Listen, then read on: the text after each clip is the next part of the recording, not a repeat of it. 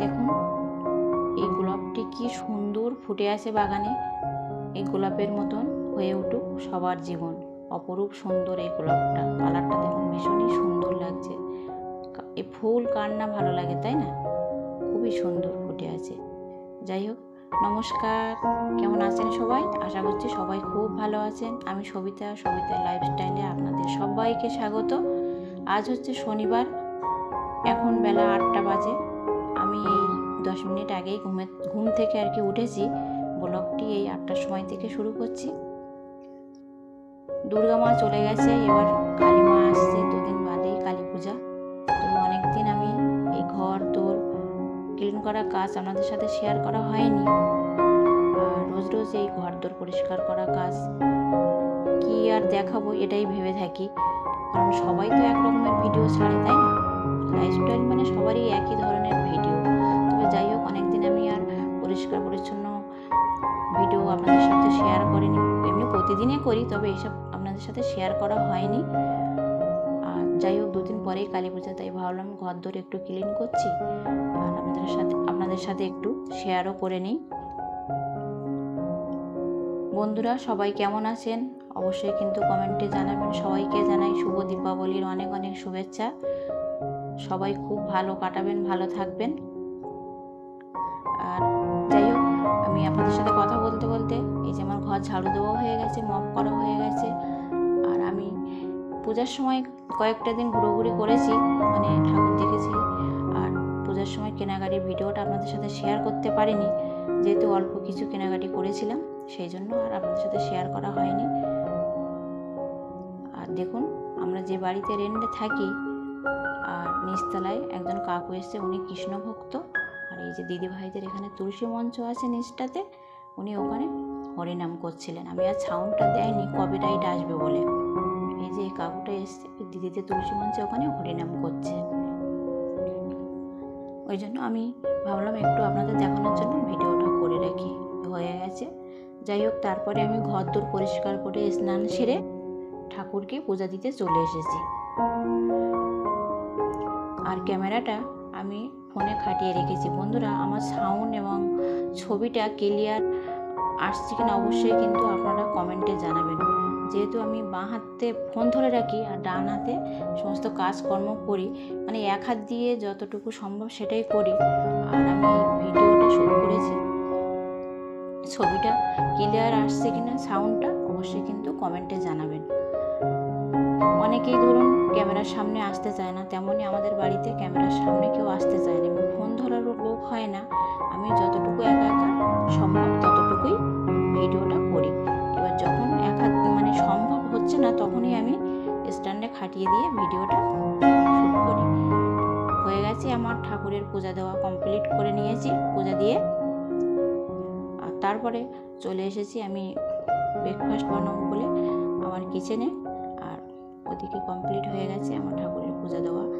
এবার চলুন আমার কিচেনে যাই, গিয়ে এই যে চা, এখানে জল, একটু আদা চা করব। আমরা সাধারণত লিকার চাই খাই, ওই জন্য লিকার চাই বানাবো। ওখানে জল, আদা, চিনি দিয়ে দিয়েছি, দিয়ে এদিকে আর ফুটে উঠে গেছে চাটা আমি দিয়ে দিয়েছি, কারণ লিকার চা তো হতে বেশি টাইমও লাগে না। বন্ধুরা সবাই কেমন আছেন অবশ্যই কিন্তু কমেন্টে জানাবেন। আর কে কোথা থেকে আমার ভিডিওটা দেখছেন অবশ্যই কিন্তু কমেন্টে জানাবেন। পুরো ভিডিওটা দেখবেন, কমেন্ট করবেন, তাহলে খুবই ভালো লাগে। আর একটা কথা আপনাদের সাথে শেয়ার করতে চাই বন্ধুরা, সাবস্ক্রাইব হচ্ছে, আজ দেখছি আবার কাল দেখছি কমে যাচ্ছে। ভিডিওটা কি আপনাদের ভালো লাগছে না? ভালো হলেও বলবেন, খারাপ হলেও বলবেন। যাই হোক ওটা যার যার ব্যক্তিগত ব্যাপার। তারপরে আমি চলে এসেছি ব্রেকফাস্ট নিয়ে টেবিলে। আর সকালবেলা তো বেশি ভারী ধরনের কিছু খাই না, হালকাই খাই, রুটি কিংবা চা, বিস্কিট এরকমই খাই। তারপরে ব্রেকফাস্ট সেরে আমি সবজি নিয়ে বসে পড়েছি। দেখুন এই যে কি বড় বড় সাইজের 2টো ফুলকপি, তাই না? না খুব ছোট ছোট, আমি আর কি করলাম ওটা। আর ফুলকপি আর আলু নিয়ে বসে পড়েছি, এগুলোই আর কি দুপুরে রান্না বান্না হবে, সেটা নিয়েই বসে পড়েছি। যাই হোক বন্ধুরা, আজকের ব্লগটি যদি আপনাদের ভালো লাগে একটা সাবস্ক্রাইব করতে পারেন। আর কোথা থেকে ভিডিওটা দেখছেন অবশ্যই কিন্তু কমেন্টে জানাবেন।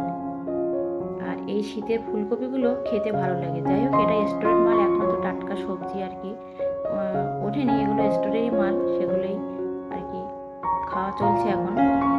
আর এই ছোট ছোট ফুলকপি, বড়ও আছে আবার ছোটও আছে, তবে এগুলো একটু ছোট সাইজের ফুলকপি। এই যে দেখুন, আবার একটু একটা পোকাও কিন্তু বার হয়েছে, সেটা আপনাদেরকে দেখাচ্ছি। দেখুন এই যে ছোট্ট একটি পোকা ফুলকপিটাতে, যেহেতু স্টোরের মাল তো অনেক দিন ধরে রাখা, পোকা হয়েছে, সেটা আমি কেটে ফেলে দিলাম, বাদ দিয়ে দিলাম আর কি।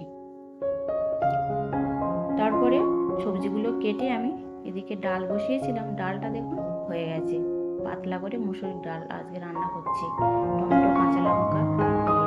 আমার এই পাতলা মুসুর ডাল খেতে খুবই ভালো লাগে। এভাবেই আমি বন্ধুরা সকাল থেকে সন্ধে পর্যন্ত একা একা ভিডিওগুলো শ্যুট করি, তারপরে এডিট করে তোমাদের সামনে শেয়ার করি।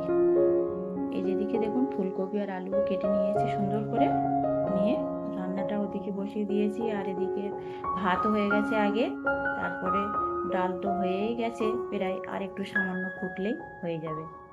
তারপরে চলুন রান্না করতে করতে আপনাদের একটা জিনিস শেয়ার করি। এই যে দেখুন আমাদের মিনি কি সুন্দর শুয়ে আছে, একদম আমার ছোট্ট বাচ্চা মেয়ের মতন। ওর কোনো ঝামেলা নেই, সারাদিন একটু করে ও ক্যাট ফুড খায় আর ঘুমায়, আর একটু বাইরে থেকে ঘুরে আসে, এটুকুই ওর কাজ। খুব দুষ্টুমিও করে না। এখন কিন্তু এই 11টা, সাড়ে 11টা, 12টা বাজে, ও এখন এই ঘুমাচ্ছে। এখান থেকে 4টে পর্যন্ত কিন্তু ঘুমাবে ও, তারপরে 4টে 5টার দিকে উঠে একটু রাস্তা থেকে ঘুরে আসবে। যাই হোক, আপনাদের সাথে কথা বলতে বলতে রান্নাও হয়ে গেছে, আর আমি এদিকে দুপুরে লাঞ্চ নিয়ে বসে পড়েছি। এই যে টেবিলে নিয়ে বসে পড়েছি, দেখুন এখানে ফুলকপি ভাজা করেছি, এই যে ফুলকপি ভাজা, এখানে হালকা করে মুসুরির ডাল রান্না করেছি, আর স্যালাড আছে, আর এদিকে আছে গুঁড়ি কচু ভাতে দিয়েছিলাম সেটা মেখেছি। এটা একটু ভাজা লঙ্কা দিয়ে মাখলেই ভালো হতো, তবে আজ ধানতেরাস ছিল বলে আমি আর লঙ্কা ভাজিনি, কাঁচা লঙ্কা দিয়েই মেখেছি কচুটা।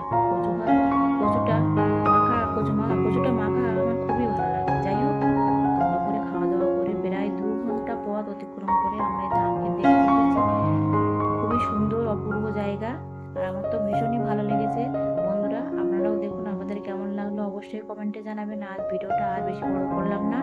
যদি আপনাদের ভিডিওটা এতটুকু ভালো লেগে থাকে তবে লাইক সাবস্ক্রাইব করে পাশে থাকবেন। দেখা হচ্ছে আবার অন্য কোনো ভিডিওতে। ততক্ষণে সবাই খুব ভালো থাকবেন, সুস্থ থাকবেন আর সাবধানে থাকবেন। দেখা হচ্ছে আবার অন্য কোনো সময়ে অন্য কোনো ভিডিওতে।